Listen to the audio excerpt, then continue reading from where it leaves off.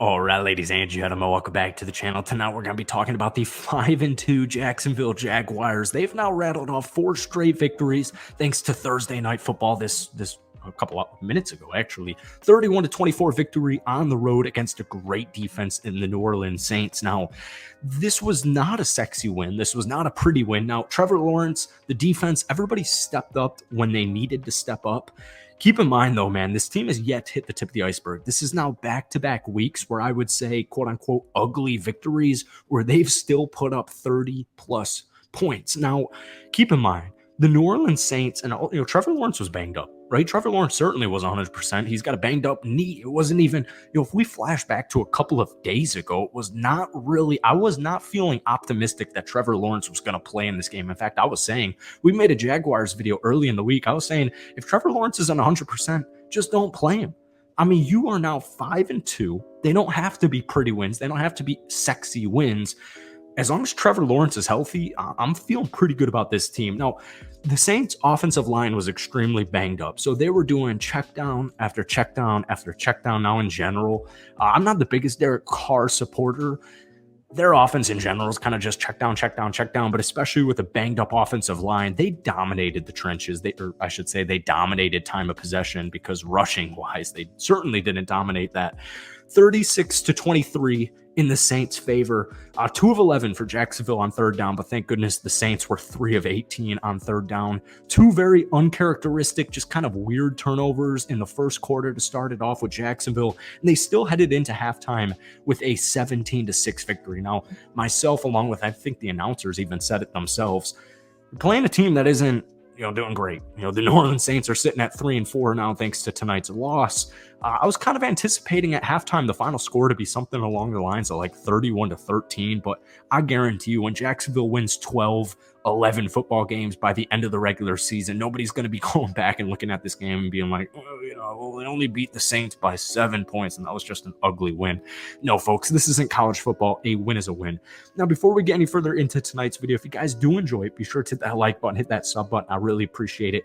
Jaguars fans, NFL fans, if we try and get this video to 100 likes, that would mean the world to me. So, we were kind of really honing in and emphasizing this at the beginning of the week after Jacksonville's victory against the Indianapolis Colts this past week and saying, look, man, for a team like Jacksonville in the division you're in, I'm not too worried about the start of the season. I'm not too worried about the midway part of the season. What I want to see by the end of the regular season, things just clicking, right? I want to see things start to click. I've got Calvin Ridley. He only had 1 catch tonight.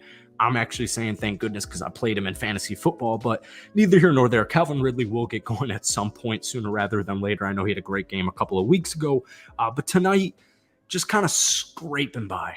They just kind of scraped by. The Saints dominated that fourth quarter just in general. But like we mentioned, Trevor Lawrence, Christian Kirk, and the Jaguars offense, they got a touchdown. They got a huge freaking touchdown when New Orleans tied the game midway through the fourth quarter. No, that was late in the fourth quarter to Christian Kirk, a 44-yard touchdown. Now, I know, like we said, Calvin Ridley has yet to really get going so far within this Jaguars offense.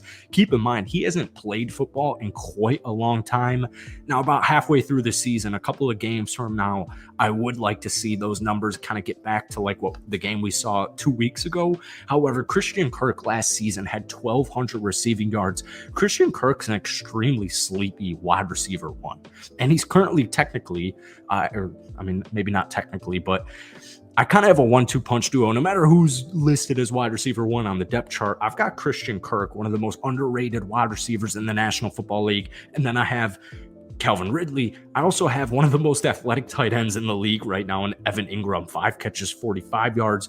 Jamal Agnew came through with 4 catches for 36 yards. Travis Etienne had a phenomenal, sneaky, sleeper rookie season last year. He came through in the passing game, 3 catches for 24 yards, but more importantly, in the first half, the dude rushed for a couple of touchdowns. Now, he finished 12 carries, 53 yards, and 2 touchdowns. Trevor Lawrence was actually the highest rusher for Jacksonville tonight, which was it's kind of funny and it's quite ironic because he had a banged up knee. The New Orleans Saints certainly weren't thinking he was going to be scrambling, but he extended plays, he extended drives. He was clutch, man. Technically 20-29, only 204 yards, 1 touchdown, 0 interceptions. 8 rushes for 59 yards, including that long of 26. Trevor Lawrence is a winner. The dude's just a winner. And when you surround him with weapons like Travis Etienne, Christian Kirk, Evan Ingram, Jamal Agnew, Calvin Ridley, guys are stepping up, but you also have existing talent. There was no Zay Jones tonight, but he's also extremely underrated. The point is this. Trevor Lawrence has a ton of weapons. Rushing game, receiving game, the tight end room, whatever it is, he's got a ton of weapons, and it's only a matter of time before this offense kind of starts to fully click. Give it some time. But in the meantime, the defense really stepped up. And I do want to say this before, I want the record to state this. The New Orleans Saints, don't let that 3-4 record fool you. They have a great defense. They have a phenomenal defense. If you're putting up, to be honest with you, 20-plus points against the Saints, it's impressive. Jacksonville put up 31. Shout out to Foye Oluokun, one of the most underrated defensive players in the entire National Football League. I know we say that on this channel quite a bit. He had a pick six tonight. He was just all over the field. He's always been all over the field. He came on over 2 seasons ago. He had, like many players on Jacksonville's roster, an extremely underrated and extremely slept on first season with Jacksonville. He really came through tonight with 14 total tackles. Now, we're not going to forget about another underrated, underrespected player in this league on Jacksonville's defense, only in his second season, and his name is, of course, Devin Lloyd. He had a huge pass deflection at some point in this game. He had finished with 11 total tackles.